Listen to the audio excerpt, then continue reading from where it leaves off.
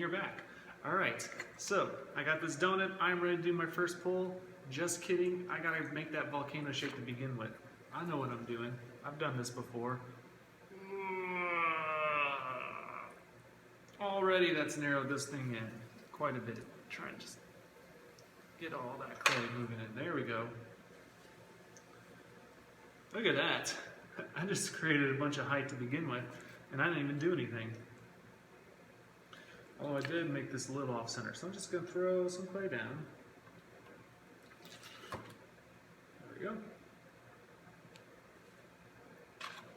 Throwing clay down. So this is a term where instead of pulling the clay up, I'm pushing the clay down.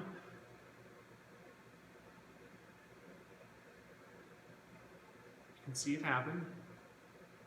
Because I want to even out the outside of it. It's sort of like trimming. I've always heard the term as throwing the clay down, though. So I'm throwing it, but I'm not pulling it up. I'm not really pulling it down and pushing it down. So throwing, because this is, for whatever reason, it's called throwing. I really haven't actually done the historical study to understand why,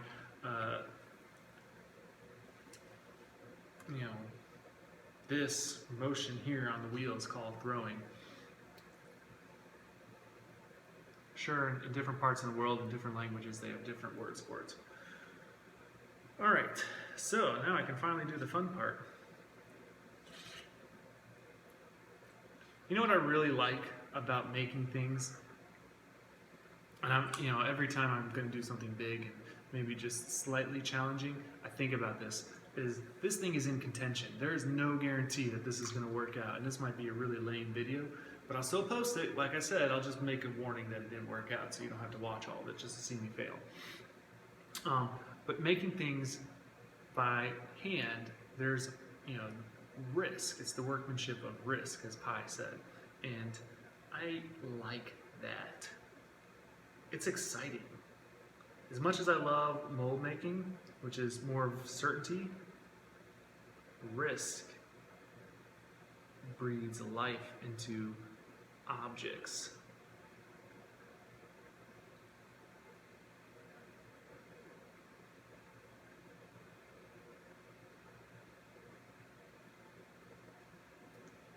All right, so that wasn't overly aggressive. I was a little scared, not gonna lie.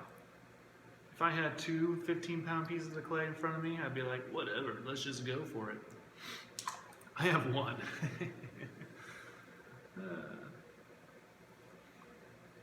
Plus, I'm on a limited schedule. I can't spend all day just having fun throwing. I have to adjust myself to being a professor online. And that requires a number of other things to do. But that's pretty good. I don't have my ruler here, but I got it's over there. What is that? This is a foot. You got a good 9 inches. First pull. That's exciting. Now the thing is, I can't actually make this too thin. It's if it's going to be tall, the taller it is, the thicker the walls need to be.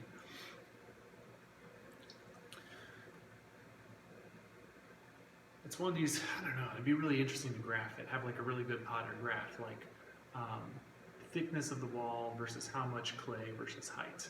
I don't know what that graph looks like, but mathematicians of the world unite and go ahead and make that for me. All right, so here's the thing to note. This is why it's really good to learn how to throw with your hands not touching, if you can do it. Now, it's vital that you learn how to do this first, but it's also, if you want to do big, you have to get your hands in on both sides, and we'll be pushing in and then pulling up evenly. And you'll also note that I got this back into that volcano shape. In fact, I'm going to push it in just a little bit more, because I don't want this to get out of control. Right? So I'm basically going to have them at the same level. I don't want to be pushing it out over top here. I don't want to be pushing it in too much over here. I want them like moving with each other. And the other thing to know is I start on the bottom of the wheel And naturally, the bottom of the wheel is here, the inside of the pot is here. And so I push in, and then I pull up, and then when I get to this point, I cinch in just a little bit, and then I finish the pull.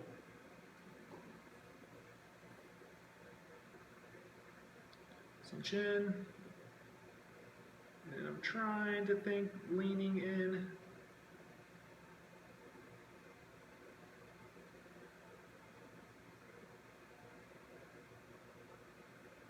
Right, trying to pull up and in. I'm going to try and finish through the top of this a little bit more. Because I'm going to go for height, because I'm going to do some collaring, I don't want my rim to get too thick, actually. Quite contrary to how I normally tell you to do it, I kind of want this rim to be a little thin. What's going to happen is I'm going to have to slice it off, which I'm not prepared to do because I didn't think through that. So there's going to be a weird gap in this video where I just run away for a second screaming at you, not screaming, yelling, as I look for like a needle tool. Oh no, I don't need to look very far. I got my knife over there, but it's over there. Alright, so right now, thickness of this pot. The top is like, yeah, that's this, you can't tell. The top is half, 3/4 inch or something. The bottom is probably much thicker, probably at least an inch. So I want to thin that out just a bit more, and I don't really want the top to be too much thinner than what it is. I don't really want the bottom to be too much thinner either, but it needs to be. 3 pulls. Get this third pull in.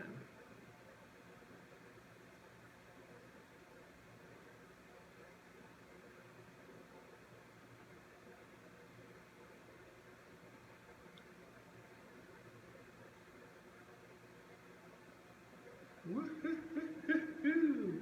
That's fun. A little wide. Little wide. Bottom inside shape is not really what I want. It's more of a bowl shape right now, and I like it to be flat.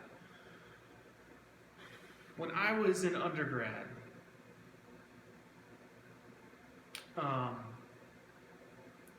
I started eating with my left hand a bunch. Not because I wanted to have better etiquette of eating at meals, which truly you should eat with both hands, and your left hand is where the fork goes. That was a nice byproduct. The reason I started eating more with my left hand, and even brushing my teeth with my left hand, which if you're left-handed, you're like, whatever, but for us right-handers, was so that I could start operating tools when I was throwing much more adeptly with my left hand. My right hand all day. The problem is you kind of go, it's awkward, it doesn't work very well. The left hand, really awkward if you don't know how to use it, but much more efficient at doing these the movements on the inside of things. Although I will admit that my left hand's a little out of practice right now. Oops, like I just dropped the rib on the inside. Where did it go? Here it is. It's a bit like the knowledge someone has to have, I think, when you're working on a car. You can't actually see what's going on in there. You just have to trust your hands.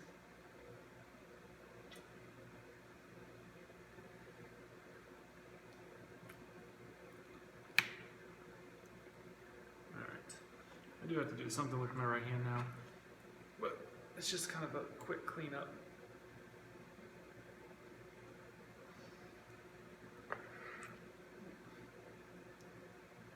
It's not quick, but almost.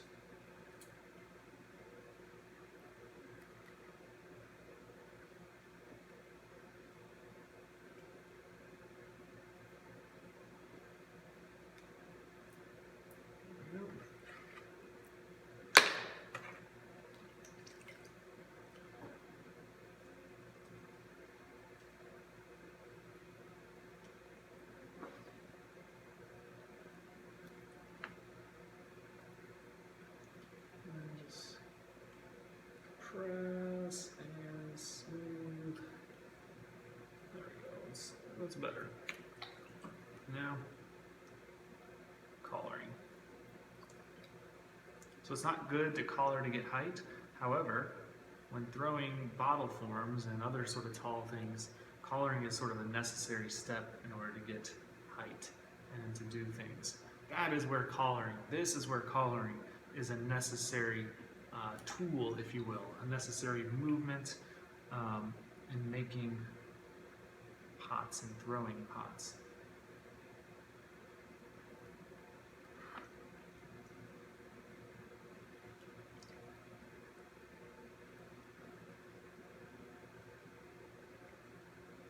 So here's the next steps. I know we're 20 minutes in, so here's another good moment that if you want to pause, you can. Hit that pause button and then come back, right? My hands are dirty. I don't have any sort of like ways to just like cut this video up. I suppose if I became a really great producer of videos, I could do it. But we're pausing at like 20 minutes, 40 seconds, 48, 50 seconds, whatever now. And then I'm going to start the last sort of movements. I'm going to start collaring it in and then pulling it into some sort of shape on top. So we can just take a minute. All right, I'm going to go for it.